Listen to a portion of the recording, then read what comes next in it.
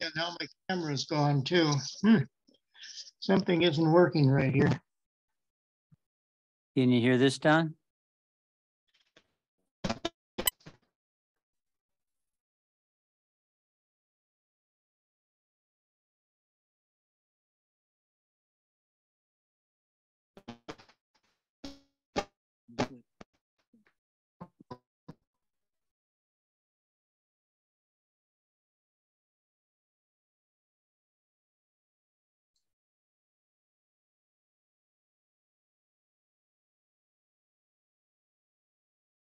Okay, now my picture's back.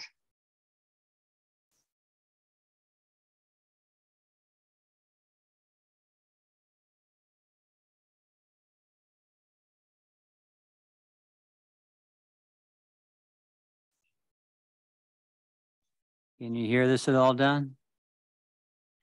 I can hear you, yeah. Okay, I'm the only Can one. you hear? Yeah, so we've got it set. So now that okay. you're here, I'll call the meeting of the neighbors to order here, and we can start. As I look around, I see that everyone, including Donna on Zoom, are here. So we've got the roll. And then the next up on the agenda is approval of the minutes. Sean Breslin most moved. Corley Whitzel seconded. Any changes, ideas? All in favor? Aye. Hi. Thank you. Was there any public comment, Carmen? No. Okay. At the request of the chair, introduction of department heads. Have we got a couple today? We do. With Chris, I believe we have our 2 MDS nurses who are part of our interdisciplinary team. So they're going to introduce themselves today. Where are they? They won't be on here separately. Okay, can you see us and hear us? I can hear you, yes. Okay. So I have Rebecca Proudlack here and Kelsey Owens.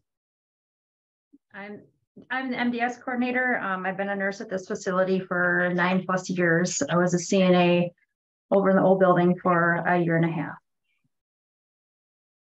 Oh, so you've had experience in both places. Correct. That's, could we have your name again, please? Rebecca? Proudlock? Correct. Proudlock. And MDS, just for people listening and the rest of us, what's your job with as an MDS nurse? I compile all the data that the nurses and CNAs put into the computer for each resident, and I put it into an MDS for each resident and submit it to state for reimbursement. So without you, we don't get paid? Correct. Okay, thank you. And I didn't get the first name of Miss Owens. Kelsey. Kelsey, okay. And you were both the MDS nurses? Yep. Thank you very much. Any questions of them? What's Kelsey do? The same thing. Okay. Well, thank you very much. It's just nice to, look at faces and get an idea, because it's everybody's real. Okay, thank you. Thank you. Well, looks like you're on already. All right, thank you. So as always, we start with the Quality Assurance Steering Committee updates. So we did meet for that, the Quality Assurance Steering or QAPI meeting, actually 2 weeks ago now. I actually was not in attendance as I was off, but I did get a report from those who were there. There was nothing out of the ordinary, except we did talk about COVID vaccines. We do have the new bivalent booster for our residents available at the facility. So we did get that from pharmacies. So we talked about how we're going to distribute those and making sure we get all of our consents and things like that. As it is a new kind of vaccine, we have to get new consents from all of the powers of attorneys and guardians and residents themselves if they're not activated. So went over that as well as reviewed. This was our third month after our surveys. So we reviewed our past survey audits from our East survey. So now those won't be on the agenda anymore, as all of those are now compliant. Any questions about QA at all? No, doesn't look like it. Thank you. All right. I'll have Chris start the employment activity report then. Okay, good morning. So in your packet, you would have gotten the employment activity report for September. Kind of flows as it normally does. Types of recruitment, I did add, which will be on next month too, but today I do go to UW Eau Claire to a job fair there, hopefully to reach out, connect with some new graduate nurses. So kind of looking forward to that today. If you go down to number of interviews and hires, so we had a little bit of an uptick in direct hire interviews was 9. Agency interviews was about 13. Positions offered were 9, positions accepted were 8. And then we had 4 resignations for the month of September. So we had a full-time RN that had left, a full-time ACM that had left, and 2 part-time homemakers that left. You know, with our open positions being adjusted accordingly. Active number of leaves of absence is pretty steady at this point, just because they were during the school year. And then if we go down to work comp lost hours, another month we did not have any lost time injuries. And if we go down to missed shifts due to COVID-19, it was 37 shifts, including pool, so roughly about 445 hours of missed time due to COVID-related issues. That's calling in. If you had a cold or flu type symptom, then you need to be out and be tested before you can return. So any questions on that? Yeah, anybody have a question? I'm curious, Chris, number of direct hire interviews is 9, and we 8 people accepted. How many of them were out of the direct hire, out of the 8? That's only direct hire for positions offered. Oh, okay. Yeah, I don't put down how many agency people we accepted, because that's never ending. It's nonstop movement on that one. So out of the 13 agency interviews, we probably took 11, I would say. Okay, so 8 out of 9, not bad. No. Okay. Nope. And just to make sure everybody, I think ACM is assistant clinical mentor, Correct. which is like a head nurse in one like an assistant director of nursing. Okay.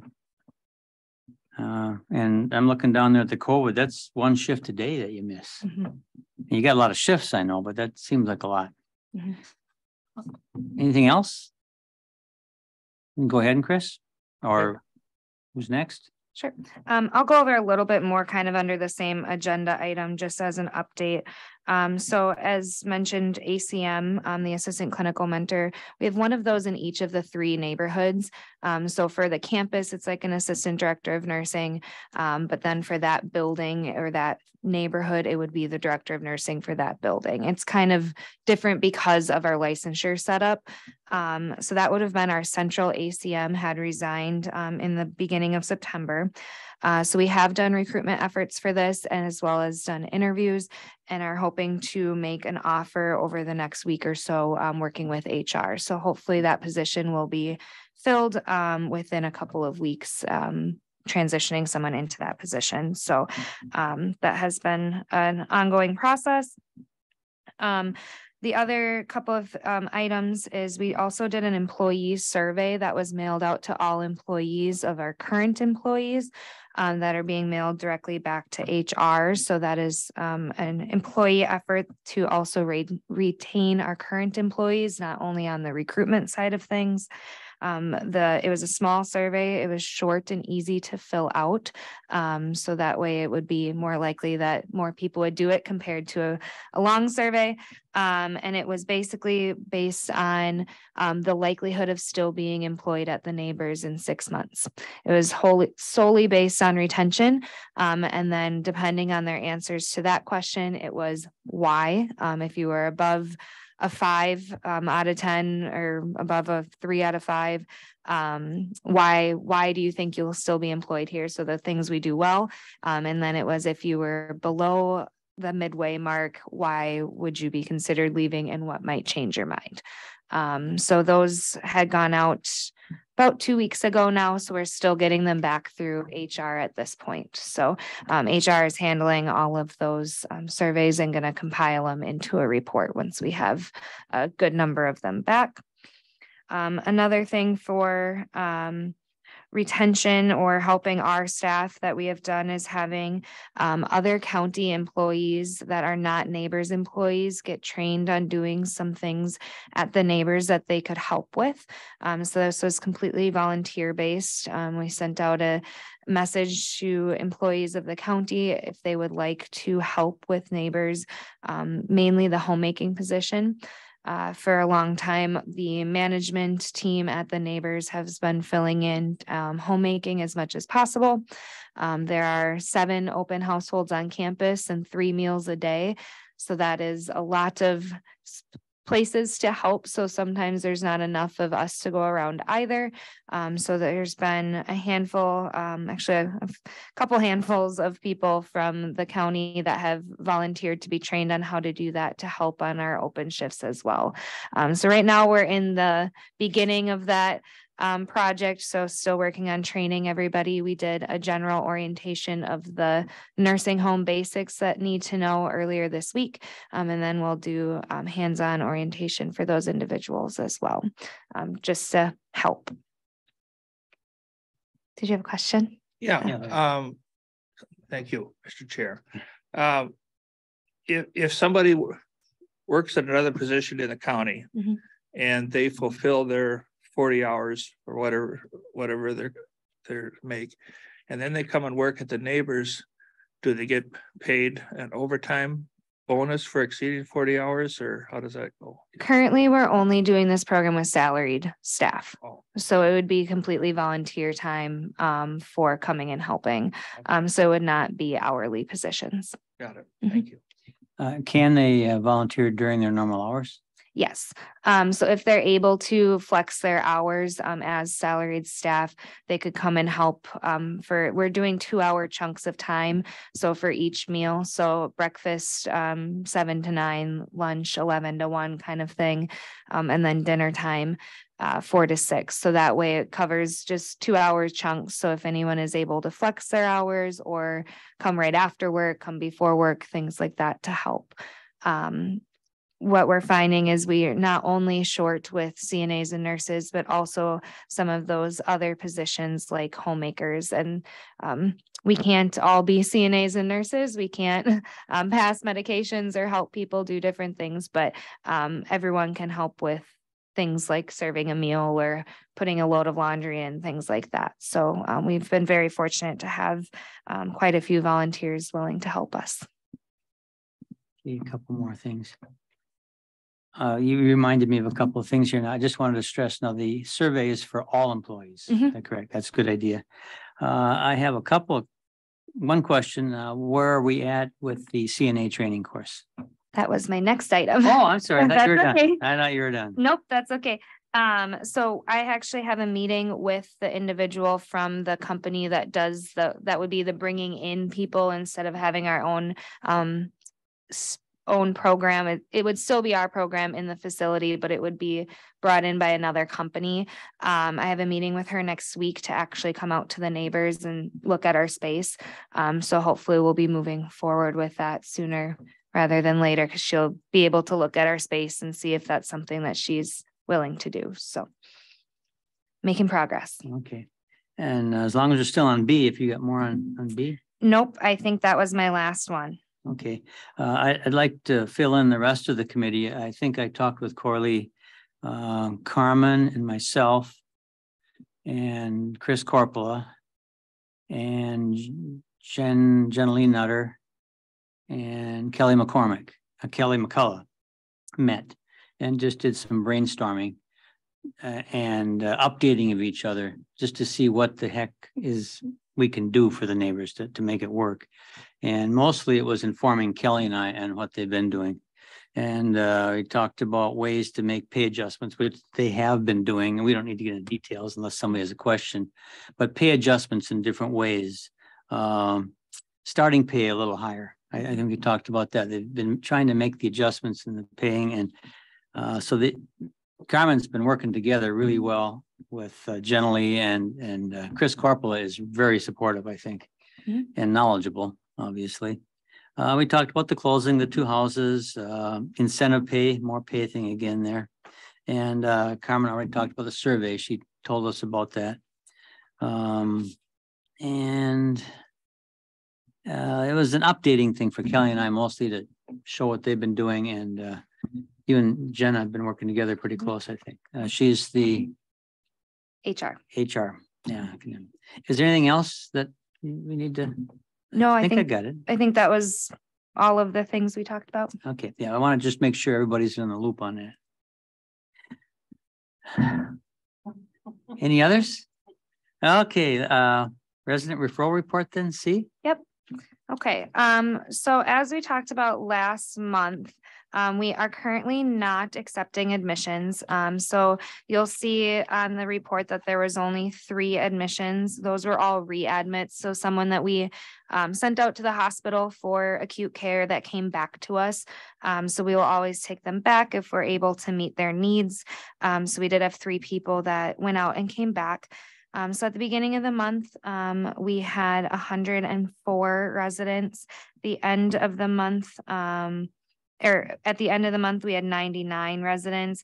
That was due to the deaths that we had, and then 1 person was still out at the hospital. We had 106 referrals, so that's still up there.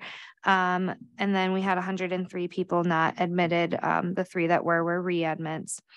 Our hospital referrals are still coming from the same places, mainly Red Cedar, Mayo here in Menominee, Eau Claire, Luther Mayo, and then Sacred Heart as well.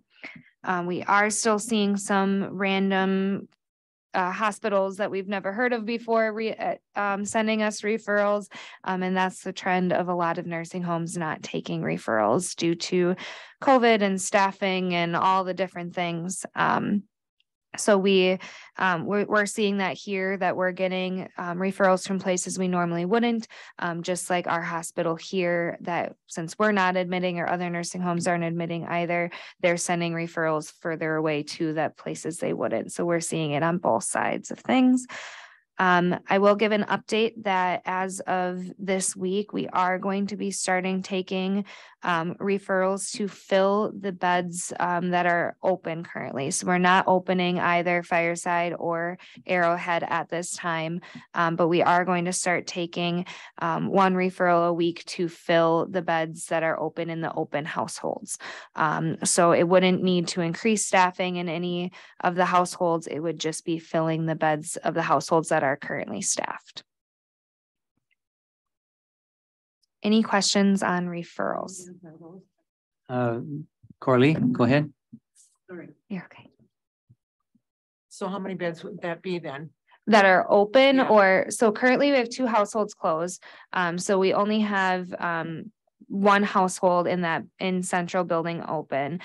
So that household has, I believe, currently has 3 open rooms. And then in the other 2 neighborhoods, they're both at 40 or 41, one's 40, one's 41. So that would be 5 and 6.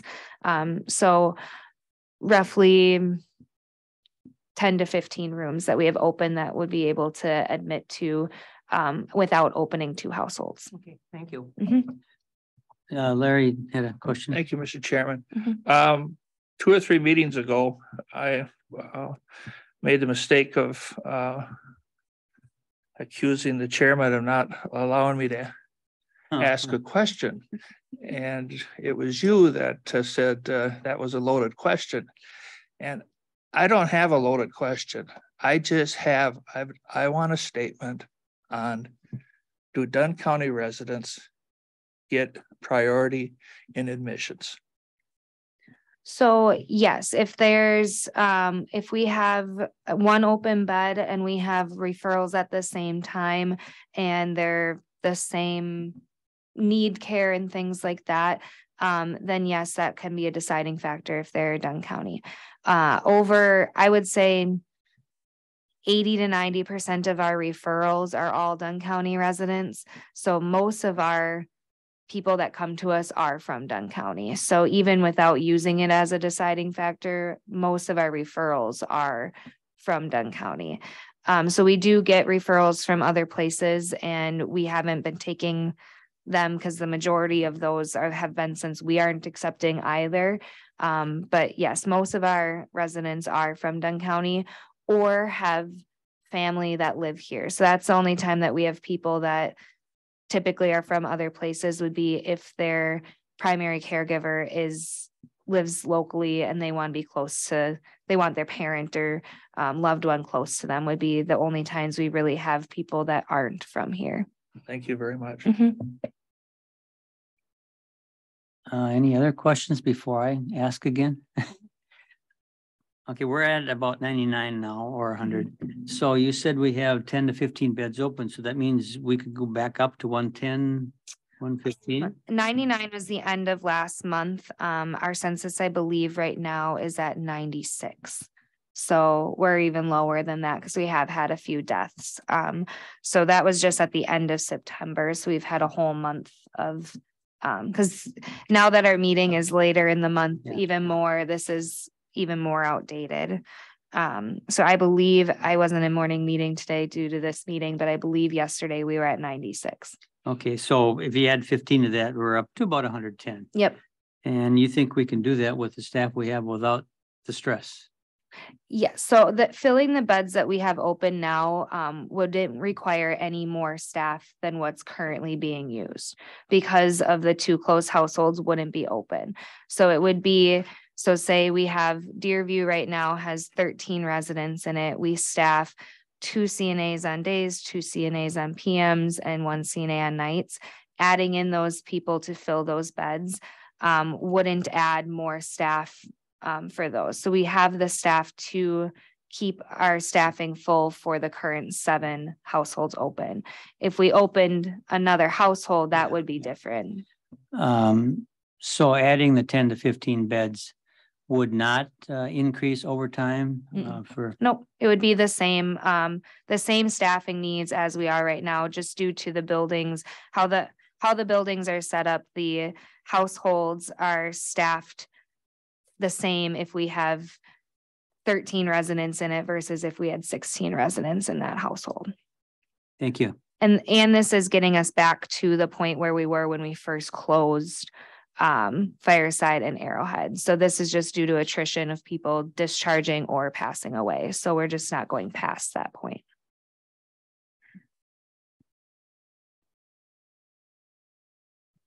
Sean. Do you think this current staff can handle the extra workload without causing additional burnout? Yes. So this would be where this would be their normal, it's the same level of staffing that we would have in like the ideal world for that smaller amount of households. So that it would be what we would have been staffed at when we had 130, but just shrunk down to those 7 households instead of the 9. Okay. Mm-hmm. Yeah, Sean, that's kind of what I'm thinking too, because they're pretty stressed and then you throw in the missed shifts. So I'd like you to consider the stress on the staff from their point of view. Yep. Okay, thank you.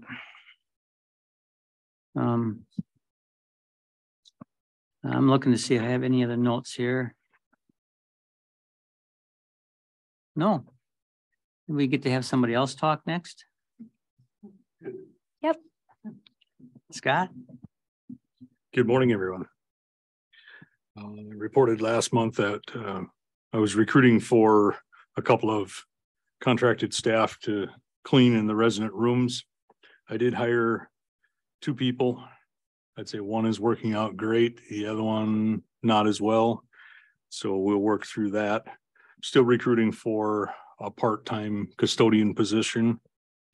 We've had some of the contracted ones that clean in the rooms, picking up some of that custodial slack, and also my facility worker and facility tech have done some work to help that custodial situation until we get somebody recruited. Brady and Bob, in the meantime, have been working on generators, getting those ready for winter, giving them a once over, checking belts and hoses and clamps and all that. They did replace some belts that were getting bad, and we'd rather have them replaced now instead of in the cold of winter. So they've done that. Also working on some of the heat pumps that have been giving us problems. Dennis from Dostal Heating is the one that we have had coming in to work on these. I came together with a plan, since one of my facility workers that is over at Judicial Center is already certified for the refrigerant handling along with myself. I opted to get Brady certified, so he is working on studying for his test for his certification. Once that's done, he will be able to work on the equipment and handle Freon. Jacob, my facility technician at the Judicial Center, has also expressed interest. I'm not sure if he has gotten his packet to start studying for that yet, but if I can get those 2 guys certified along with Bob that's over at Judicial Center. Bob has the technical knowledge. He's not up to date on the newer Freons.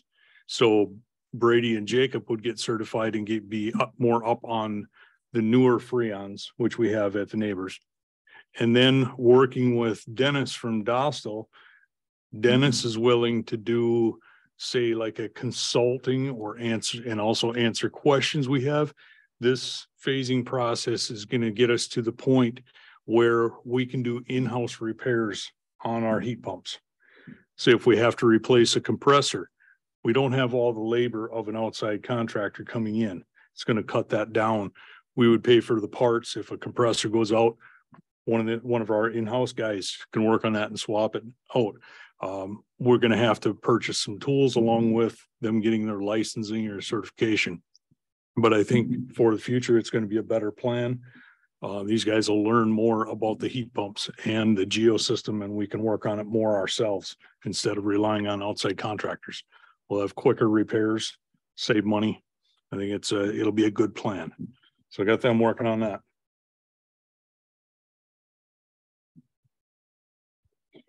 That is about all I have.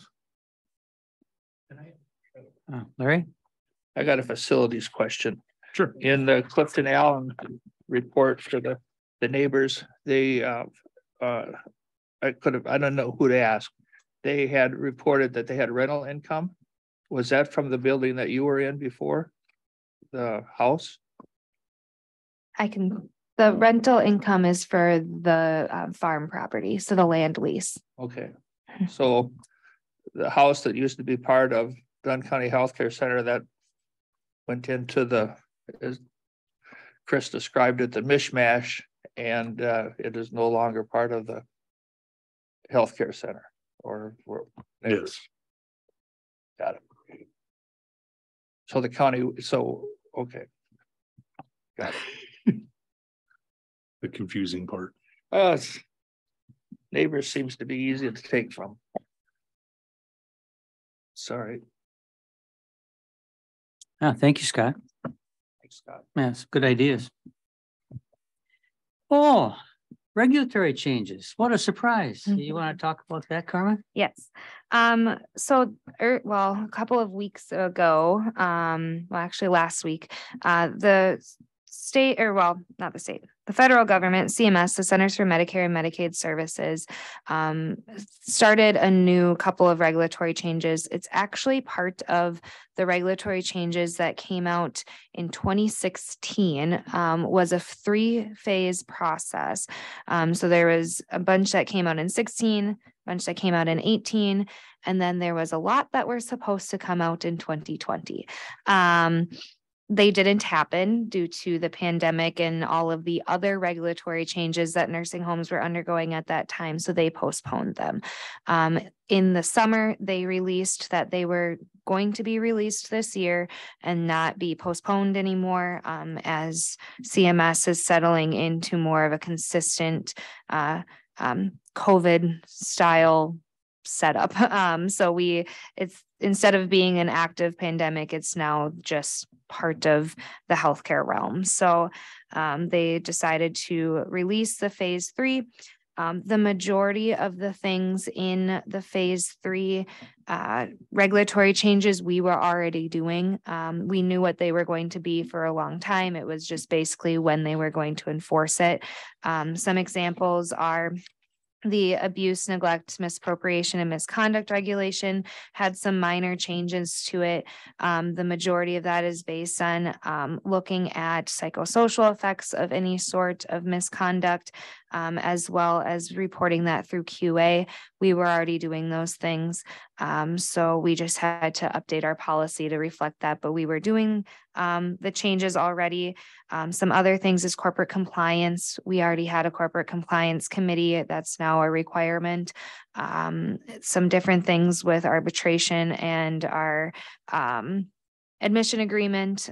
We were also doing those things. So it was more just of a on paper change and an enforcement change, since we were doing the majority of the regulatory changes already. So not too exciting or cumbersome, but just changing some policies as well as having it prepared for when it is looked at now versus how it wasn't before.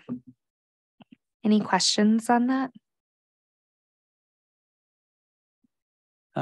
Don, are you still with us? He is on there. He's just muted. If you do have questions, just unmute and chime in anytime you want to. Okay, Carmen, let's go to 6F, COVID-19 update. COVID updates. So last month, I'm not sure if we talked about this because it would have been right around this time, but there was release of some changes to COVID protocols. CMS and CDC released new updated requirements and protocols for healthcare entities, including skilled nursing facilities. It does give us a little bit more leeway on things, released some of the regulations, not quite to the point of the rest of the world for regulations, but better. So one of the changes that was made was we now can have our doors open. So we do not have to scan and screen everybody as they enter. That is much easier for families as well as easier for staff, not having to answer the doorbell and then scan everybody in and go away from the task they were already doing to let somebody into the building. So that's a really big change, an adjustment that's nice for both residents and staff. So we returned our policy to how we did it pre-COVID. We do have our doors locked at night for security reasons, just because we don't have a lot of staff around. So the doorbells would still be rung at night and have to be let in, but the doors are open during the daytime, with the exception of our 2 close households, just because there wouldn't be anyone to see people coming in and out of there. The other regulatory changes that came with this is the use of PPE, so masks and eye protection is now based on, the requirement for usage is based on county transmission levels. So the county transmission levels are different than the county positivity levels. So nursing facilities have a different rate that they look at than what's maybe posted online or what the health department looks at and things like that. So if we're below a high level, we are able to, if we sustain below a high level for a certain amount of time, we are able to lessen the use of masks to only in resident care areas would be where we would need them instead of everywhere. So that would be great. We are still at a high level at this point, but we have kind of gone up and down. So we have to sustain a lower level to be able to do that. But that we are watching that every week. So that would be nice for staff to not have to wear masks 24/7. The other change that came with this was testing requirements. So up until this point, we were required to test all non-up-to-date staff. So with vaccine requirements, anyone who is not considered up-to-date on their vaccines would have to be tested per the county transmission level of either once or twice a week, depending on where we were at transmission wise. That requirement has been released, so we are not doing routine testing anymore. The only time that staff would need to be tested is if they were symptomatic or if they had a close contact with a positive person, we would have them be tested. And then residents are only tested in outbreak situations. So, and that's stayed the same. That's what we were doing before. If a resident is symptomatic, they're tested. And then if they're in a household that is an outbreak or were exposed to a positive individual, they would be tested as well. Any questions on any of those changes? All right. Any other questions for me on my administrator report? I do have one. You had told me a while back that the scheduler, you've kind of changed their position a little bit and given them more time to schedule and less distractions. How's that working? I think it's working well. So our scheduler now has a different office. It's back by Chris and I's office by where the boardroom is. That's away from the front desk. So it helps a lot that she isn't answering the phone for regular front desk calls. There's not as much foot traffic so for people to stop and talk with her about the schedule and things like that. She's still available to talk to staff if they want to come in and talk to her, but they have to make a point to come in instead of just passing by, as well as the other duties that come with the front desk are now taken off of that position. So she has more time to work on the schedule. And she is the sole scheduler. Correct. Is that correct? Okay. And finally, one that I forgot, that we have a interim director of nursing. Is that? Yes. So I forgot to put that on here. So we, as our director of nursing or clinical mentor has been out on leave. And then we also had our ACM for the central building resign.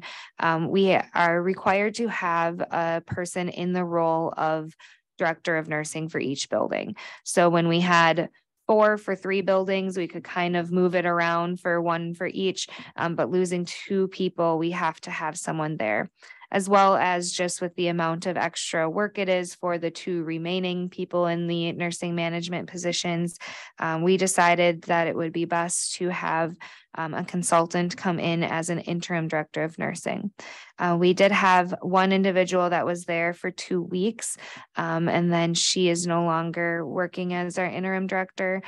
We were contacted by the company saying that she would not be coming back. We don't really know why. They didn't give us information besides that it had nothing to do with us. It had something to do with her personal life or her and her direct employer. We're not really sure. But then we now have a new person coming in who has, she was supposed to start, but then was ill. So she will be starting hopefully either coming tomorrow or on Monday. So. Thank you very much. Mr. Chair. Oh, yes, I'm sorry, Sean. The only thing I have for the administrative report is I would like to see the results of the survey. Just to see if we can come up with some ideas and to help you. Yeah, I will work with HR on that of how that goes because I'm not receiving them. HR is so. I know employment's challenging. I'm having issues at my office also, so. And yours is fun. You get to travel, get up 2 a.m. and. Okay, thanks, Carmen. That's a great report. Review of the vouchers and financial reports. That would be Jane. And it's nice to have you in person as always. Hi there, board. Good morning. Any questions on the vouchers? I have a couple. I just have to find them here. Just curious, it looked like assets, furnitures, and EQ equipment, I assume, for about 3,000 and another spot about 4,000, but it's in the nursing section. Page 1 on the vouchers, assets, furniture, and equipment. That should be in the capital line. I believe that was either beds or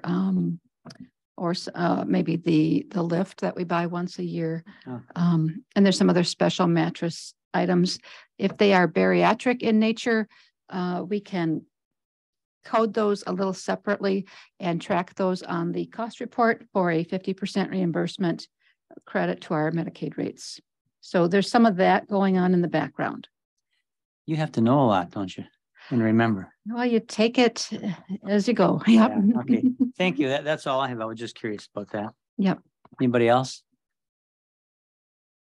Okay, then the financial reports, please. Okay. I did do the campus census, which shows that the VA by payer source, VA is doing well. We've gotten some admissions with that pay source. Others are, of course, under because we have those 2 closed units. Next, how about the pool staff report? I believe we are currently up to date on our vouchering and our paying of the staff agency staff invoices. You'd notice in July, we didn't have anything coded in, and then it rose for the next 2 months as we got caught up and reconciled some outstanding odd ones that had some, a couple questions on them. I believe we're up to date, and it is a very high amount of staff. When you have higher turnover, like with the agency staff, there's higher expense with training, and so your efficiency is less as well. Carmen, you look like you want to say something about that.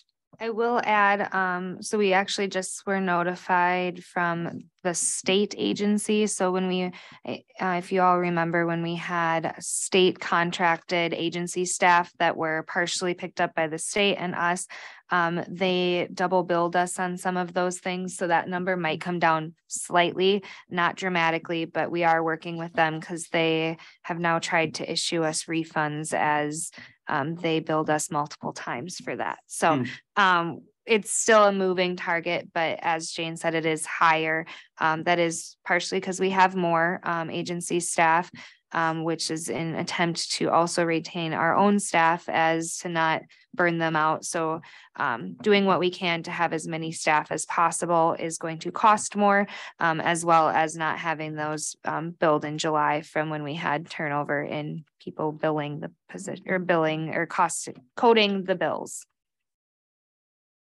But the year to date is, if you look at the 2022 monthly average, kind of in the lower right columns, you see $370,000 per month is our monthly average compared to the other 2 years, which are in the 144 and the 188. So the price of even what we have with 2 units closed, the price per hour, the price per day is dramatically increased due to the market. Any questions on the agency staffing cost? Are we still getting a break from the state? How long does that last?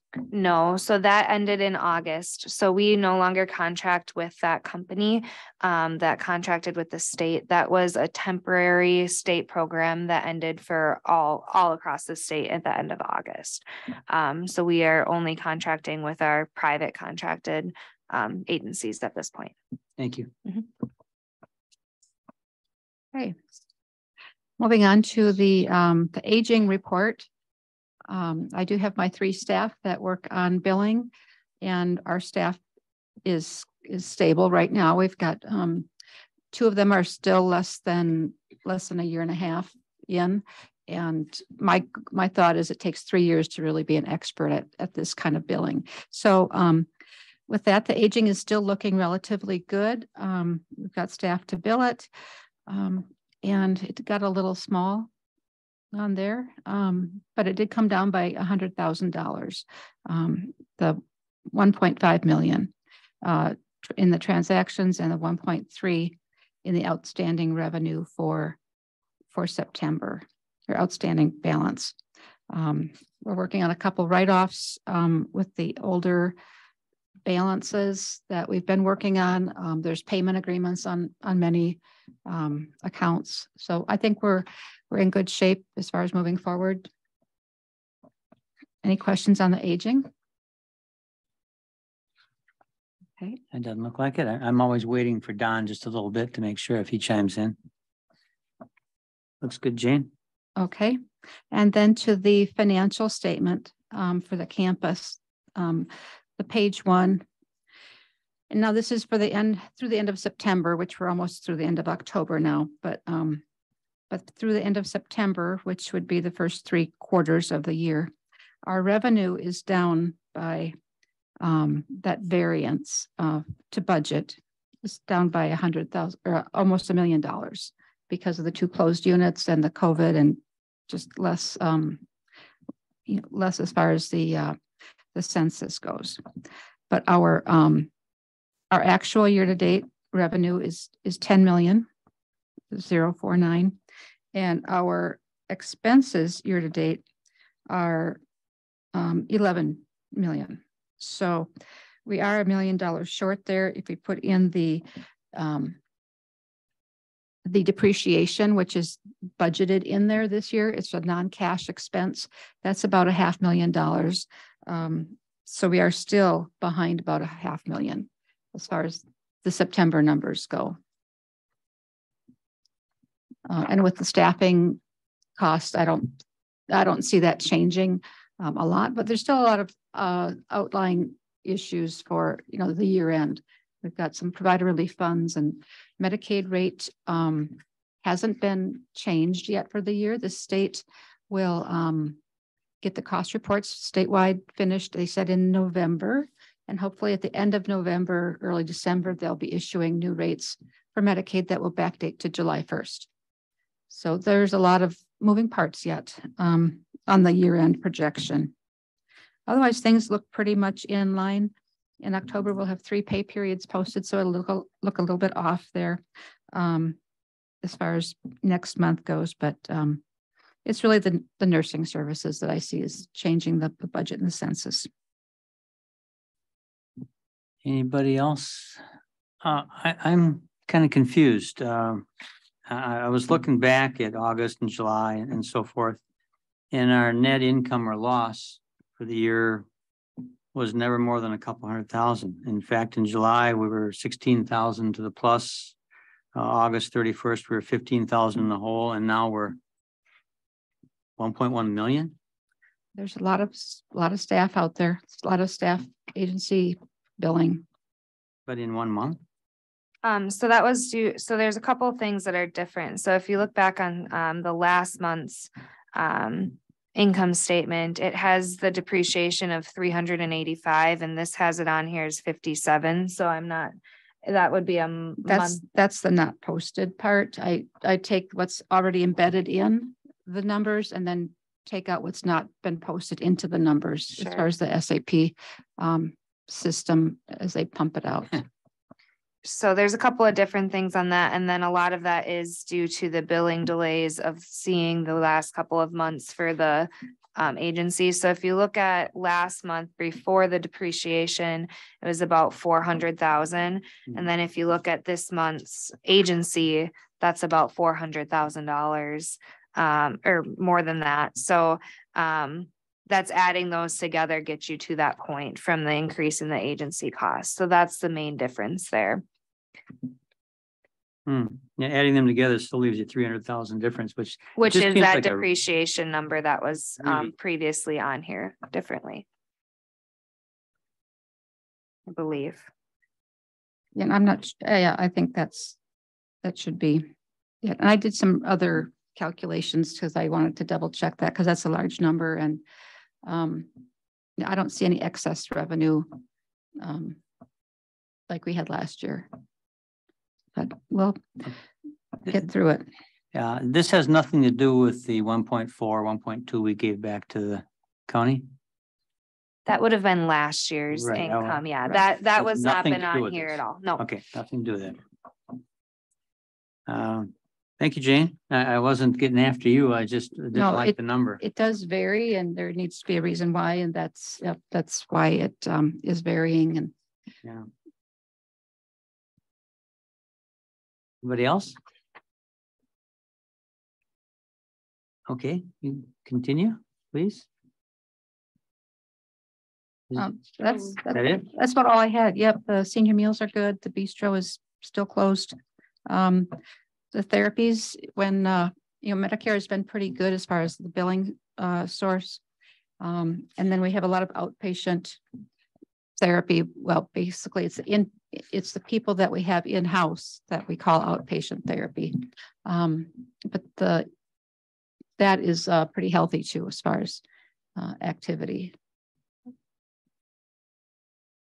We might want to change the title. It says Dunn County Healthcare Center on the one there. At the top there. At the Page, no, halfway the last page. Corley, if we so that everybody listening can hear us. Sorry. So at the top of the one page, it says Dunn County Healthcare Center. Resident day analysis on the east side. Oh, okay. Yep. Yep. Thank you.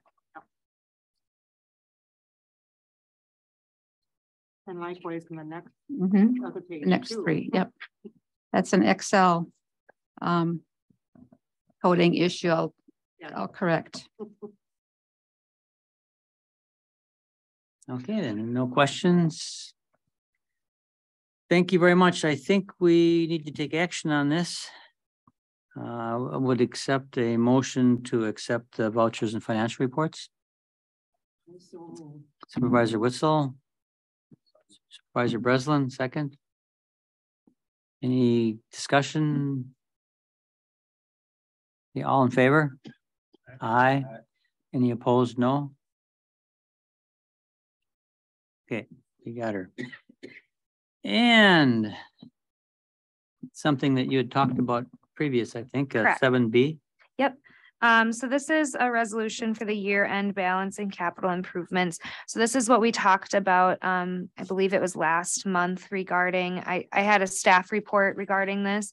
We had originally thought the process would be to go to admin, exec, county board, but after reviewing it and talking with corporation counsel, he thought that it could go through NDC exec county board instead of admin, since it was just related to NDC. So I brought it back to with the in resolution form to this committee to then go to exec. So it is the same, which we had discussed last month, I believe it was, or maybe the month before, regarding carrying forward excess money that the count or that the neighbors would have at the end of the year in the amount of the approved capital improvement plan. So this is the option that was chosen by this committee to move forward, but just brought back for resolution for this committee. There's 2 typos that we will be fixing in the background information, but besides that, it is the same information that you received a couple months ago. And administration, everybody's fine with it. It's all going, okay. Yep. Any questions, Don or anybody?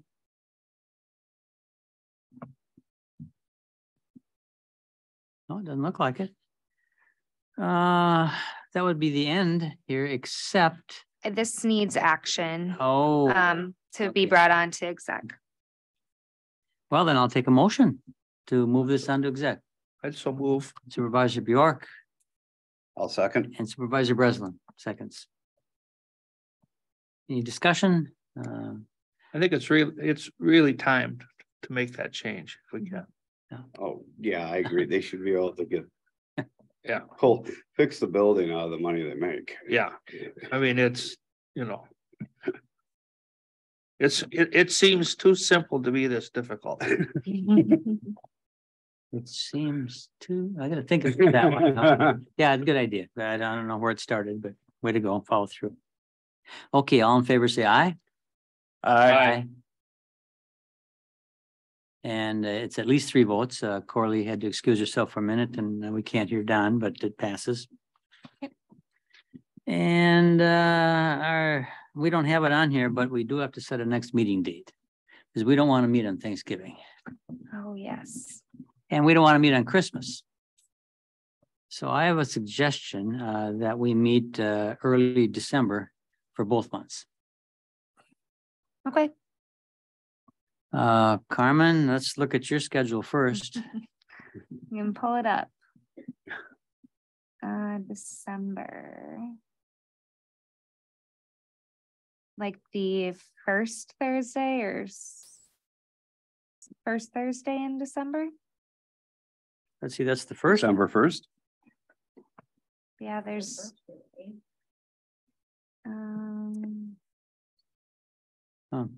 Corley, we passed that last one, but we had seen it before.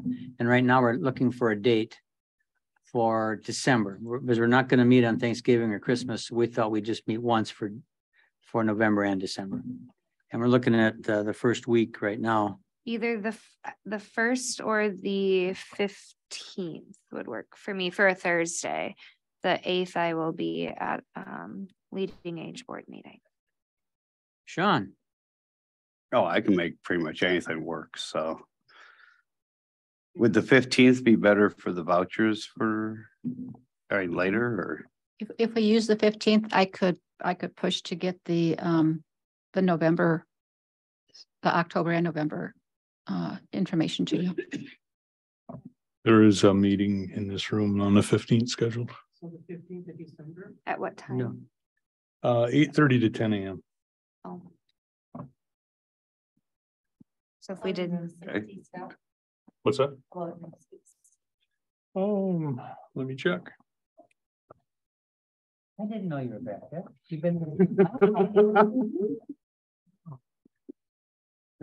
Room 60 is available. Chair, just so you know, I've been watching her expression with these people. So, okay. We'll have to follow up on that one. So Scott, what was that? Room 60 is available on the 15th. Corley? Is that the Thursday then? The 15th? Yeah, Thursday the 15th, Thursday the Corley. 15th. And where's the room that you just talked about, Scott? It's Right over on the other side. next wing. And what room number is that? Room 60. And our usual time? 9 to 11, 9 to whatever? Okay, Sure. okay. That was easy. All right. You guys pretty easy. And I will follow up with Don just to make sure that he's got it. Okay. And Don Keeter. And I'll send out a meeting invite too, so that it shows up in calendars if anyone uses Google Calendars, since it'll be different. Yes, that's right. So any other announcements, comments, anything? Yeah, I'm not exactly sure I can make it 15th. I think I got something going on, but I'm not positive at this point. I know the week before I couldn't do it, but I'll see what the 15th looks like. But if I can't, I can't. Okay, and if you can't, you can't, like you said, maybe you can Zoom too if you're off someplace. So. Yeah. Okay. All right then. Carmen, you're done? Yep. We are adjourned.